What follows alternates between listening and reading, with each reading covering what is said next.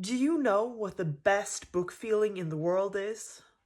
It is when you discover that a series you adored as a child has a spin-off series. And your favorite character from this book series that was the love interest that didn't get picked is now the main character's love interest. It has happened to me only twice, with Vampire Academy, now the second series, which is Bloodlines, where Adrian Ivashkov, Rose's discarded love interest, is now Sydney Sage's love interest. Too good for words, really, and I didn't think I would ever experience this again. That was until I started seeing fan art on Pinterest of this pink-haired girl with Jax, the Prince of Hearts.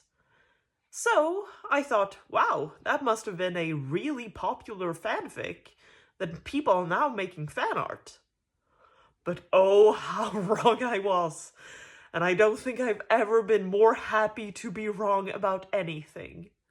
But not only do I discover that there is a spin-off series with my favorite character from the last one.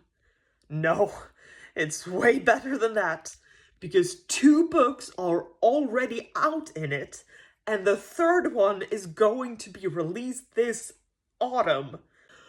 But oh my god, it is one thing to discover a spin-off series of a series you love, but there is another thing entirely when there is an entire series already finished. My god. Now, I don't think you truly understand how much I loved Caravel as a child. I read the first 2 books, like, whew. And when I finished the 2nd book, I looked at my library. I looked into my library to see if they had this one. And they didn't, because it was such a new book. And so, on vacation, I walk into the nearest bookstore and I buy it. And I don't buy books a lot.